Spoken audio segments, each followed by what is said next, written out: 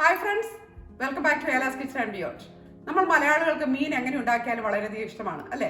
അപ്പോൾ ഇന്ന് ഞാൻ വന്നിരിക്കുന്നത് വേറൊരു ഫിഷ് റെസിപ്പിയുമായിട്ടാണ്. എന്താണെന്നോ? ഫിഷ് മോളി. നമ്മൾ സാധാരണ ഫിഷ് മോളി കഴിക്കുന്നത് അപ്പത്തിൻ്റെ കൂടെയല്ലേ? പക്ഷേ ഇന്ന് ഞാൻ ഉണ്ടാക്കാൻ പോകുന്ന ഈ ഫിഷ് മോളി നമുക്ക് ചോറിൻ്റെ കൂടെയും കഴിക്കാൻ പറ്റുന്നതാണ്. വളരെ ഈസി ആയിട്ട് തന്നെ നമുക്ക് തയ്യാറാക്കാൻ പറ്റും.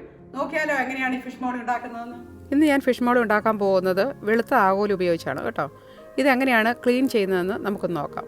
എല്ലാവർക്കും തന്നെ അറിയാമായിരിക്കും. ഇനി ആർക്കെങ്കിലും അറിയത്തില്ലെങ്കിൽ ഒന്ന് കാണിച്ചു തരുന്നെന്ന് മാത്രമേ ഉള്ളൂ. ഇത് ആദ്യം തന്നെ നമ്മൾ ഇതിൻ്റെ സൈഡ് ഒരു സിസേഴ്സ് ഉപയോഗിച്ച് കട്ട് ചെയ്യുക. അതിൻ്റെ വാലും ഇതുപോലെ തന്നെ കട്ട് ചെയ്ത് കളയുക. പിന്നെ ഈ ചിറകും ഈ സിസേഴ്സ് തന്നെ ഉപയോഗിച്ച് നമുക്ക് കട്ട് ചെയ്ത് കളയാം. അതിനുശേഷം നമുക്കൊരു നൈഫ് ഉപയോഗിച്ച് ഇതിൻ്റെ തല ഒന്ന് മാറ്റിയെടുക്കാം. രണ്ട് സൈഡിൽ നിന്ന് ഇതുപോലെ ഒന്ന് കട്ട് ചെയ്യണം കേട്ടോ. അത് കട്ട് ചെയ്തതിന് ശേഷം നമുക്ക് ആ സൈഡ് കൂടി ഒന്ന് കട്ട് ചെയ്യണം. ഇങ്ങനെ കട്ട് ചെയ്താലേ ഉള്ളൂ നമുക്ക് അകത്തുനിന്ന് ഇതിൻ്റെ ക്ലീൻ ചെയ്യാൻ പറ്റത്തുള്ളൂ. ഇപ്പം സൈഡും വെട്ടിക്കഴിഞ്ഞു. ഇനി നമുക്ക് ഇതിൻ്റെ അകം ഒന്ന് ക്ലീൻ ചെയ്യാം. അത് ക്ലീൻ ചെയ്തതിന് ശേഷം നമുക്ക് കുറച്ചുകൂടി വെള്ളം ഉപയോഗിച്ച് നന്നായിട്ട് ഒന്നുകൂടി ഒന്ന് ക്ലീൻ ചെയ്തെടുക്കാം. മറ്റു മീനുകളെ അപേക്ഷിച്ച് ആകോല് ക്ലീൻ ചെയ്യാനായിട്ട് വളരെ എളുപ്പമാണ് കേട്ടോ. അപ്പോൾ എന്തായാലും ഇതെല്ലാം തന്നെ നമുക്കൊന്ന് വെട്ടിയെടുക്കാം. അതിനുശേഷം നമുക്ക് കുറച്ച് ഉപ്പൊക്കെ ഇട്ട് നന്നായിട്ട് ഇതൊന്ന് ക്ലീൻ ചെയ്തെടുക്കണം. അങ്ങനെ ക്ലീൻ ചെയ്ത് വെച്ചിരിക്കുന്നതാണ് ഈ ആകോലിയെല്ലാം. ഇനി നമുക്ക് ഇതൊന്ന് രണ്ടായിട്ട് മുറിക്കണം. കാരണം ഇത് കുറച്ച് വലിപ്പമുണ്ടല്ലോ, അതുകൊണ്ട് ഇത് രണ്ടായിട്ട് മുറിച്ച് വെച്ചിരിക്കുകയാണ്. ഇനി ഇത് എങ്ങനെയാണ് മാരിനേറ്റ് ചെയ്യുന്നതെന്ന് നമുക്കൊന്ന് നോക്കാം. ആദ്യം തന്നെ ഒരു 1/4 ടീസ്പൂൺ മഞ്ഞൾപ്പൊടി ഇട്ട് കൊടുക്കുന്നുണ്ട്. അതിൻ്റെ കൂട്ടത്തിൽ തന്നെ ഒരു 1 ടേബിൾ സ്പൂൺ കുരുമുളക് പൊടി. ഇത് 1 ടേബിൾ സ്പൂൺ തന്നെ വേണം കേട്ടോ. കാരണം നമ്മൾ ഇതിനകത്ത് വേറെ മുളക് പൊടിയൊന്നും ആഡ് ചെയ്യുന്നില്ല. പിന്നെ ഇതിനാവശ്യമായിട്ടുള്ള ഉപ്പ് കൂടെ ഇതിനകത്തേക്ക് ഇട്ട് കൊടുക്കാം. അടുത്തായിട്ട് നമ്മൾ ചേർക്കാൻ പോകുന്നത് ഒരു നാരങ്ങയുടെ നീരാണ്. അപ്പം ഒരു മുഴുവൻ നാരങ്ങയുടെ ജ്യൂസ് ഞാനിവിടെ എടുത്ത് വെച്ചിട്ടുണ്ട്. അത് മുഴുവൻ തന്നെ നമുക്ക് അതിനകത്തേക്ക് ഒഴിച്ചു കൊടുക്കാം. അതിനുശേഷം ഇത് നന്നായിട്ട് നമുക്കൊന്ന് മാരിനേറ്റ് ചെയ്ത് വെക്കാം. ഞാൻ നേരത്തെ പറഞ്ഞ പോലെ ഈ ഫിഷ് മോളിക്കകത്ത് നമ്മൾ മുളക് പൊടി ഒട്ടും തന്നെ ഉപയോഗിക്കുന്നില്ല. ഇനി നമുക്ക് ഇത് ഒരു അരമണിക്കൂർ ഫ്രിഡ്ജിൽ വെക്കാം. അതിനുശേഷം നമുക്ക് ഇത് വറക്കണം. ആ സമയത്ത് നമുക്ക് ഇതിന് വേണ്ട മറ്റ് ഇൻഗ്രീഡിയൻസ് എന്തൊക്കെയാണെന്ന് നോക്കാം. ആദ്യം തന്നെ നമുക്ക് വേണ്ടത് കുറച്ച് സവോള ചെറുതായിട്ട് അരിഞ്ഞതാണ്. ഇതൊരു മീഡിയം സൈസ് സവോള മുഴുവനുമുണ്ട്. പിന്നെ ഒരു ചെറിയ കഷ്ണം ഇഞ്ചി ചെറുതായിട്ട് അരിഞ്ഞത്. പിന്നെ 4-5 അല്ലി വെളുത്തുള്ളി കൂടി അരിഞ്ഞെടുക്കണം. അടുത്തായിട്ട് നമുക്ക് വേണ്ടത് പച്ചമുളകാണ്. അത് ഓരോരുത്തരുടെ എരിവിനനുസരിച്ച് നമുക്ക് എടുക്കാവുന്നതാണ്. ഇനി കുറച്ച് കറിവേപ്പില കൂടി വേണം. പിന്നെ നമുക്ക് വേണ്ടത് ഒരു വലിയ തക്കാളി അല്ലെങ്കിൽ 2 ചെറിയ തക്കാളിയാണ്. അതും ഇതുപോലെ ചെറുതായിട്ട് കട്ട് ചെയ്തെടുക്കുക. അപ്പോൾ നമ്മുടെ ഇൻഗ്രീഡിയൻസ് എല്ലാം തന്നെ ഇവിടെ റെഡിയാക്കി വെച്ചിട്ടുണ്ട്. ഇനി നമുക്ക് എങ്ങനെയാണ് ഇത് പ്രിപ്പയർ ചെയ്യുന്നതെന്ന് നോക്കാം. ആദ്യം തന്നെ ഒരു പാൻ അടുപ്പത്ത് വെച്ചിട്ടുണ്ട്. അതൊന്ന് ചൂടായി വരുമ്പോൾ കുറച്ച് വെളിച്ചെണ്ണ അതിനകത്തേക്ക് ഒഴിച്ചു കൊടുക്കുക. ഏത് ഓയിൽ വേണമെങ്കിലും ഉപയോഗിക്കാം കേട്ടോ. ഇനി നമ്മൾ നേരത്തെ മാരിനേറ്റ് ചെയ്ത് വെച്ചിരുന്ന മീൻ ഓരോന്നായിട്ട് ഇതിനകത്തേക്ക് അങ്ങ് വെച്ച് കൊടുക്കാം. ഇപ്പം മുഴുവൻ മീനും ഇതിനകത്ത് എനിക്ക് വെക്കാൻ പറ്റിയില്ല. അതുകൊണ്ട് ഒരു 3 പീസ് നമ്മൾ രണ്ടാമതാണ് വറുക്കുന്നത്. ഈ മീൻ ഒത്തിരി ഒന്നും വറക്കണ്ട കേട്ടോ. നമ്മൾ ചെറുതായിട്ടൊന്ന് പൊള്ളി വന്നാൽ മതി.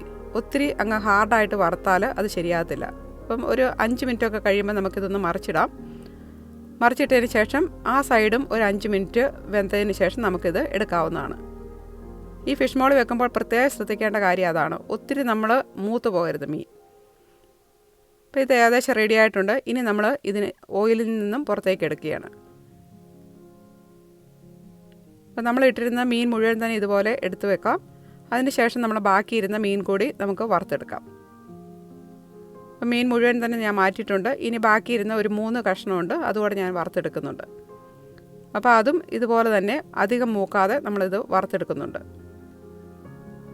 മീനൊക്കെ വറുത്ത് കഴിഞ്ഞു. ഇനി ആ ഓയിൽ വേണമെങ്കിൽ നമുക്ക് ഉപയോഗിക്കാം. ഇല്ലെങ്കിൽ നമുക്ക് വേറെ ഓയിൽ ഉപയോഗിച്ച് നമുക്ക് നമ്മുടെ ഉള്ളിയൊക്കെ വഴറ്റാവുന്നതാണ്. അപ്പോൾ മീനെല്ലാം തന്നെ ഇവിടെ വറുത്ത് വെച്ചിട്ടുണ്ട്. ഇനി ഞാൻ പാനിലേക്ക് കുറച്ച് വെളിച്ചെണ്ണ കൂടി ഒഴിക്കുന്നുണ്ട്. അത് ചൂടായി വരുമ്പോൾ നമ്മൾ കുറച്ച് കടുക് ഇട്ട് കൊടുക്കണം. അപ്പം ഒരു 1/2 ടീസ്പൂൺ കടുക് ഞാൻ ഇട്ട് കൊടുത്തിട്ടുണ്ട്. അത് പൊട്ടിക്കഴിയുമ്പോൾ നമുക്ക് കുറച്ച് ഉള്ളി ആഡ് ചെയ്യാം. നമ്മൾ അരിഞ്ഞു വെച്ചിരുന്ന ആ സവാള മുഴുവൻ തന്നെ അതിനകത്തേക്ക് ഇട്ട് കൊടുത്തിട്ടുണ്ട്. അതിനുശേഷം നമ്മൾ നേരത്തെ അരിഞ്ഞു വെച്ചിരുന്ന ഇഞ്ചിയും വെളുത്തുള്ളിയും ഇട്ട് കൊടുക്കാം. ഇതെല്ലാം തന്നെ നമുക്ക് ഒരേ സമയത്ത് ഇട്ട് കൊടുക്കാവുന്നതാണ്. ഇനി ഇതെല്ലാം ഒന്ന് വഴറ്റിയെടുക്കണം. നമുക്കിതൊന്ന് മിക്സ് ചെയ്ത് കൊടുക്കാം. അതിന് ശേഷം നമുക്ക് കുറച്ച് ഉപ്പോടെ ഇതിനകത്തേക്ക് ആഡ് ചെയ്യണം. ഒരു 1/4 ടീസ്പൂൺ ഉപ്പ് ഈ സമയത്ത് ആഡ് ചെയ്യുന്നുണ്ട്. ഇനി ബാക്കി നമുക്ക് പിന്നീട് ചേർക്കാം. ഉപ്പോടെ ആഡ് ചെയ്തതിന് ശേഷം നമുക്ക് നന്നായിട്ട് ഇതൊന്ന് വഴറ്റിയെടുക്കാം. ഒത്തിരി അങ്ങ് മൂക്കേണ്ട ആവശ്യമില്ല, ഒന്ന് നന്നായിട്ടൊന്ന് വഴന്നു വന്നാൽ മതി.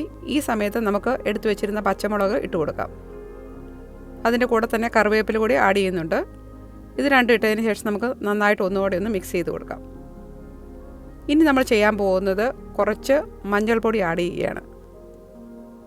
അതിനുശേഷം ഈ മഞ്ഞൾപ്പൊടി ഒന്ന് മൂത്ത് വന്നതിന് ശേഷം നമുക്ക് തക്കാളി കൂടി ആഡ് ചെയ്യണം. ഞാൻ നേരത്തെ പറഞ്ഞല്ലോ, ഇതിനകത്ത് നമ്മൾ മുളക് പൊടി ആഡ് ചെയ്യുന്നേ ഇല്ല. അതുകൊണ്ട് ഇതിന് ഒരു യെല്ലോ കളറാണ് നമ്മൾ കറി വെച്ച് കഴിയുമ്പോൾ കാണുന്നത്.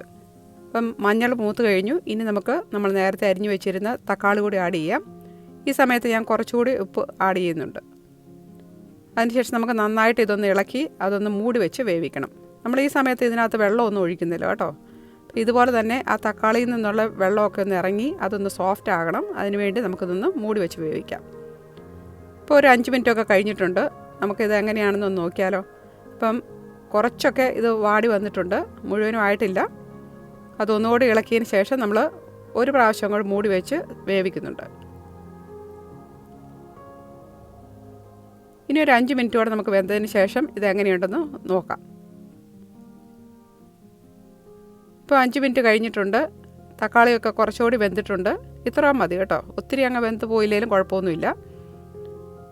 അതൊന്ന് നന്നായിട്ട് സോഫ്റ്റ് ആയാൽ മതി. അപ്പോൾ ഇതെല്ലാം തന്നെ നന്നായി സോഫ്റ്റ് ആയിട്ടുണ്ട്. ഇനി ഇതിനകത്ത് ഞാൻ ആഡ് ചെയ്യാൻ പോകുന്നത് 2 ചെറിയ കഷ്ണം പുളിയാണ്, കുടംപുളി. ഇത് വളരെ ചെറിയ കുടംപുളിയാണ്, അതുകൊണ്ടാണ് ഞാൻ 2 എണ്ണം ആഡ് ചെയ്യുന്നത്. വലുതാണെങ്കിൽ ഒരെണ്ണം മാത്രം ആഡ് ചെയ്താൽ മതി. കാരണം ഇതിനകത്ത് ഒത്തിരി പുളിയുടെ ആവശ്യമില്ല, തക്കാളിയൊക്കെ ആഡ് ചെയ്തിട്ടുണ്ടല്ലോ. അതുകൊണ്ട് വേറെ ഒത്തിരി പുളി വേണ്ട, ഒരു ചെറിയ പുളി ആഡ് ചെയ്താൽ മാത്രം മതി.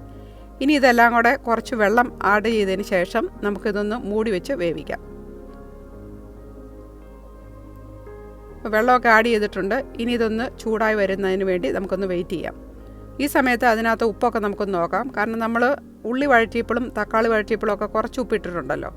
അപ്പോൾ ഇതെങ്ങനെയുണ്ടെന്ന് നോക്കാം. കുറവാണെങ്കിൽ കുറച്ചുകൂടി ഉപ്പ് ആഡ് ചെയ്തതിന് ശേഷം നമുക്കിതൊന്ന് മൂടി വെച്ച് വേവിക്കാം. ഇപ്പോൾ ഉപ്പൊക്കെ പാകമായിട്ടുണ്ട്. ഇനി നമ്മളിതൊന്ന് മൂടി വെച്ച് വേവിക്കാൻ പോവുകയാണ്. ആ വെള്ളം ഒന്ന് തിളയ്ക്കാൻ വേണ്ടിയാണ് നമ്മളിത് വെയിറ്റ് ചെയ്യുന്നത്. ഇപ്പോൾ വെള്ളമൊക്കെ നന്നായിട്ട് തിളച്ച് വന്നിട്ടുണ്ട്. ഈ സമയത്ത് നമുക്ക് നേരത്തെ എടുത്തു വെച്ചിരുന്ന ഫിഷ് ആഡ് ചെയ്യാവുന്നതാണ്. നമ്മൾ നേരത്തെ മീൻ വറുത്തപ്പോൾ ഒത്തിരി മൂപ്പിച്ചിട്ടായിരുന്നല്ലോ. കാരണം ഇതിനകത്ത് കിടന്ന് കുറച്ചുകൂടി ഇത് വേവാനുണ്ട്. അതുകൊണ്ട് ആ സമയം നമ്മൾ കൊടുക്കണം. അപ്പോൾ മീനെല്ലാം തന്നെ ഇതിനകത്ത് ആഡ് ചെയ്തിട്ടുണ്ട്. ഇനി നമ്മൾ സ്പൂൺ ഉപയോഗിച്ച് ഇളക്കരുത് കേട്ടോ. കാരണം സ്പൂൺ ഉപയോഗിച്ചാൽ ഇതെല്ലാം തന്നെ പൊടിഞ്ഞു പോകും. നമ്മൾ ചട്ടി ഇതുപോലെ ഒന്ന് ചുറ്റിച്ചു കൊടുത്താൽ മതി, അതെല്ലായിടത്തും തന്നെ ആയിക്കോളും. ഇനി നമ്മളിതൊന്ന് മൂടി വെച്ച് ഒരു 10 മിനിറ്റ് വേവിച്ചെടുക്കാം. കാരണം നമ്മൾ നേരത്തെ വറുത്തപ്പോൾ ഒത്തിരി വെന്തിട്ടില്ലായിരുന്നല്ലോ. അതുകൊണ്ട് ഈ സമയത്ത് നമുക്കിതൊന്ന് വേവിച്ചെടുക്കാം. ഏകദേശം 10 മിനിറ്റ് കഴിഞ്ഞിട്ടുണ്ട്. ഇതെങ്ങനെയാണെന്ന് നമുക്ക് നോക്കിയാലോ. ഇതെല്ലാം തന്നെ നന്നായിട്ട് തിളച്ച് വന്നിട്ടുണ്ട്. ഇനി നമ്മൾ ആഡ് ചെയ്യാൻ പോകുന്നത് കുറച്ച് തേങ്ങാപ്പാലാണ്. ഞാനിവിടെ 1 കപ്പ് കട്ടിയുള്ള തേങ്ങാപ്പാൽ എടുത്തു വെച്ചിട്ടുണ്ട്. അത് ഈ സമയത്ത് നമുക്കിതിനകത്തേക്ക് ഒഴിച്ചു കൊടുക്കാം.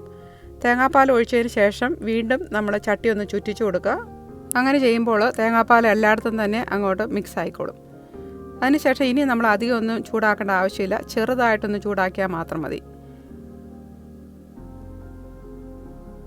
ഇനി നമ്മൾ ആഡ് ചെയ്യുന്നത് കുറച്ചുകൂടി കുരുമുളകാണ്. അത് അവസാനം ഇതുപോലെ ഒരു 1/4 ടീസ്പൂൺ അതിന് മുകളിലേക്ക് ഇട്ട് കൊടുക്കുക. ഇത്രയേ ഉള്ളൂ, നമ്മുടെ ഫിഷ് മോളി ഓൾമോസ്റ്റ് റെഡി ആയിട്ടുണ്ട്.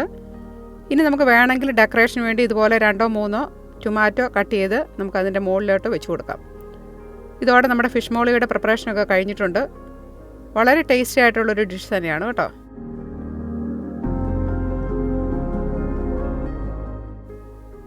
ഇനി നമുക്ക് നമ്മുടെ ഫിഷ് മോളി ഒരു സെർവിങ് ബോളിലേക്ക് ട്രാൻസ്ഫർ ചെയ്യാം. അപ്പം ഫിഷ് മുഴുവൻ പൊടിയാതെ നമുക്ക് കെയർഫുള്ളായിട്ട് തന്നെ നമുക്കിതൊന്ന് മാറ്റി വെക്കാം.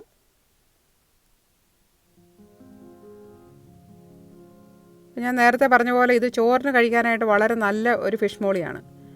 അപ്പം നമ്മുടെ ഫിഷ് മോളി ഇവിടെ റെഡി ആയിട്ടുണ്ട്. ഇനി നമുക്ക് കുറച്ച് ചോറൊക്കെ എടുത്ത് ഇതൊന്ന് കഴിച്ച് നോക്കണം. ടേസ്റ്റൊക്കെ എങ്ങനെയുണ്ടെന്ന് നോക്കണ്ടേ.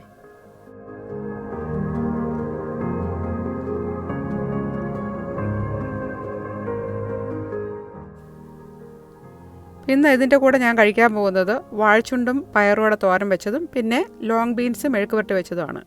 അപ്പോൾ നമുക്ക് മീനൊന്ന് എടുത്ത് നോക്കാം. വളരെ സോഫ്റ്റാണ് കേട്ടോ. അപ്പോൾ ഇനി നമുക്ക് കുറച്ച് ചോറോടെ കൂട്ടി ഒന്ന് കഴിച്ച് നോക്കിയാലോ.